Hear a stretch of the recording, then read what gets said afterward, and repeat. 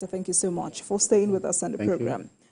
But really, would it be right for me to assume that with the current structure that we have in the petroleum value chain in Nigeria, it is more profitable for an individual to import PMS into the country than buy from a local refiner? As at this point, because of the issue of demand and supply, and then the filtering into the neighboring country, because most of the fuels is already confirmed via investigation. Most of our fuel pass through most of the borders to get out of this country. And we can say close to about 50% of what we have here get out of. But in the recent time, now that there's no more subsidy just because of the price differential, that's why we have that. That has reduced drastically. At the moment, it's so tough for you to say you want to import fuel from outside at the current rate of dollars and match up with anybody. But it's just because the crude oil, which is the main source of the petrol, is at a price, is being priced internationally in dollars. But the government has taken the right policy by ensuring that, okay, your own crude oil will sell to you in naira. So you don't need to start looking for dollar. But people don't get it right. Selling at naira doesn't mean it's buying lower than the international rate. It's just the conversion rate that is being controlled and regulated. So if you get it at a very good discounted rate compared with what you get in the black market to go and import, I don't think anybody will go and import fuel again. Now, from what we have people are still importing. Okay. But with the refinery, the Harcourt Refinery is on board now, and some other refinery coming up, there will be less importation. Okay. And that will reduce drastically. And as soon as we don't have importation of fuel again, I think the market will take charge based on the demand and supply, and then the price can get. Because you've gone there, let's talk about the impact of naira for crude. How does it benefit the country? So much. Because in the analysis of the forex that the CBN have been selling to most entrepreneurs and to importers. Let me say to importers. We've seen that a lot goes into the importation of fuel. And now that nobody's importing PMS again. I mean, they still import, but it's dropped drastically. There will be a less pressure on that forex. But we know what is happening with the forex, and I think the CBN governor is doing the right thing that has to be done. The forex market are in 3 layers. That's where I see it in Nigeria. Apart from what the official says is the forex market, the bank officials too also have their own forex market rate. You know, officials has their market rate, the bank officials also have their market rate. And likewise, those on the street that determine the forex, those 3 layers are the ones that have been, and unless something is done, yes, we say we have already unified, but it's still not looking it, you know? Do you foresee any challenge? The challenge is that government has done in the past. If they do exactly what they've done in the past, regulators must be regulators.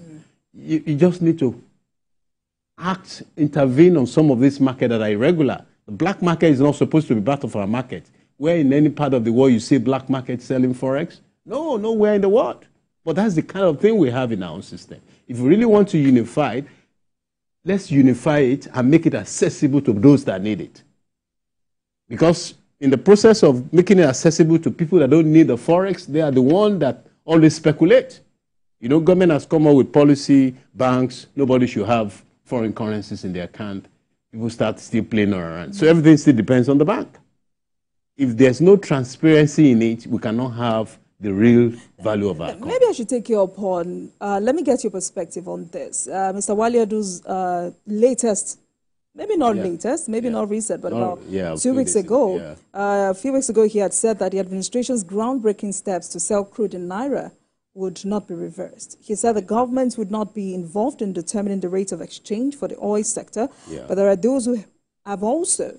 So it is crucial for government to intervene. This is what some financial analysts have said. It's crucial for government to intervene, maybe not determine. That's the role of regulator. Its influence must be felt. So what's your perspective on that? I think that directive from government is a welcome development, and it's going to really help that sector and then protect the consumers. You know, because the essence of that policy is to protect the consumers. Because why people have been complaining about government policies is that they don't look at the masses. There should be a way to look at the masses. You know, let's stop talking about palliative. Let's talk about what's really affecting the people, because the palliative is full of corruption too. So that kind of directive from government that, okay, we'll not reverse, excellent. But they must now keep eyes on those in the sectors. If you're not reversing, we don't want the situations of people buying crude oil in Naira and eventually sell to somebody in dollars. Because they will do it. You know, those are the things. So, and that's why I talk about the issue of making a regulator stiff. The best country in the world is the regulators. No matter how powerful you are as the president or as DG of any sector, if you have good institution that is guiding everything we do, I think we'll be better. There are other issues, I must say, but oil licensing, because NMDPR is still insisting on oil licensing. I want you to speak about this and the issue of energy security. Oil licensing. For oil licenses, you know, they've been insisting that they must still be in charge of it. And they are still part of it. And that's why I talk about the issue of regulators. They too must be fair in the way they process licensing for people. I tell you, some people get license for oil prospecting and all sorts. They don't know anything about oil and gas. And they eventually become a racketeer. Okay. Because they'll be looking for somebody to pick up the license. And that will be causing a lot of inflation. And those are things I refer to in terms of multiple hands of getting things done. Whereas somebody that is a professional that knows his onions in the sector wants the same oil and he couldn't get it. And those regulators will be the one referring to somebody, they find that this one has the license, go and meet him, maybe you can have a deal with it. If such things is not totally reduced in that sector, we're going to still go back to the same source. So that's oil licensing, that one. On the energy security, is a concern for this government. And that's what I feel is that the issue of grid collapsing, the issue of theft of crude oil, the issue of bunkering, I think the government needs to be just stand on it and fight that to the last point. If you guide against those ones, this government has been very, very excellent in that, in terms of consistently increases on our crude oil output. And that means they are taking hands of those, they are taking care of those things that I mentioned. If you continue that consistently, there will be improvement in energy.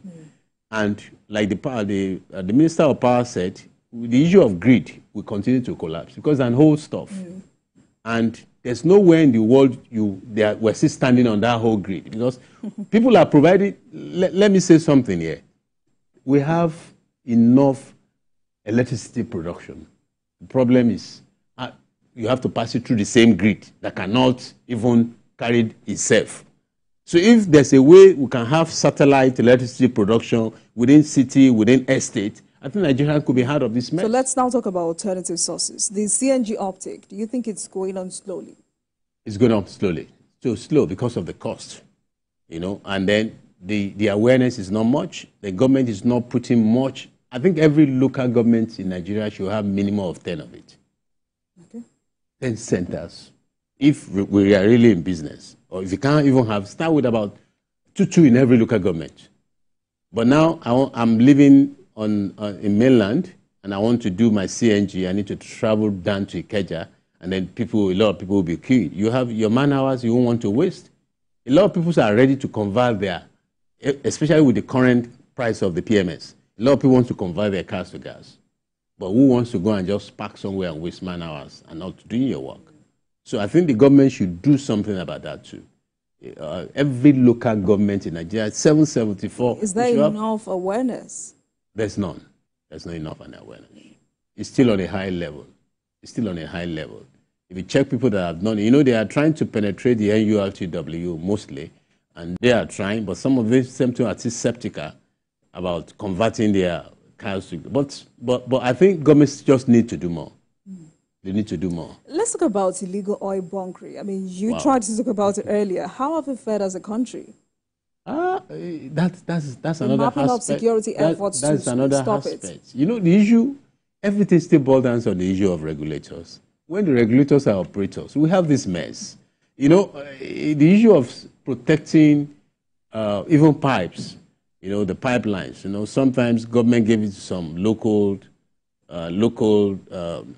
what I call local security guards. You know, like vigilantes and all sorts. And they were, but immediately they understand this is a good business. Some of them become collaborators, and that is what is killing that sectors. But this government, like I'll be fair, they've been consistent and protecting it because they're giving them what they need and they're getting them back. Because, and it's true, you know, what led to that? What led to increase in high security on our pipelines and all sorts is the day some of the Niger Delta guys came to Abuja and they saw the money for fuel, what they've done with it. And they are wondering what is happening there. I think the government should be fair. The issue of protecting must also protect the communities where those things are located.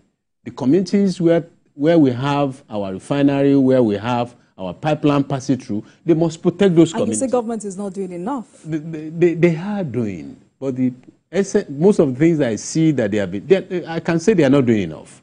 Because what they have been doing is just it's on paper. And some people move the fund and it's not being reflected in the community. And that's why the community will come back. Or they go to that same community, call certain percentage of the community, get them settled. At a point, the same guys that are doing the thing, we said they are not being settled.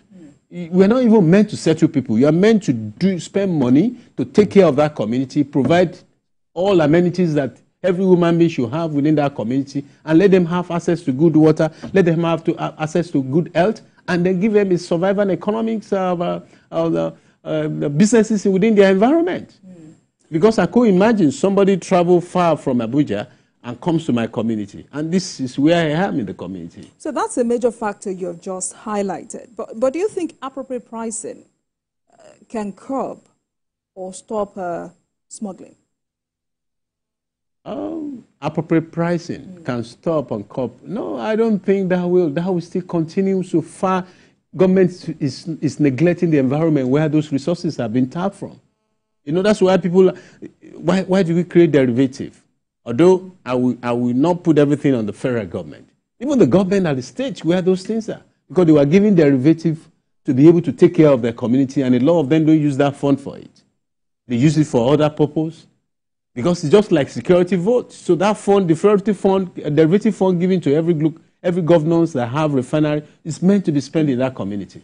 So the only thing to reduce that is to take care of the community.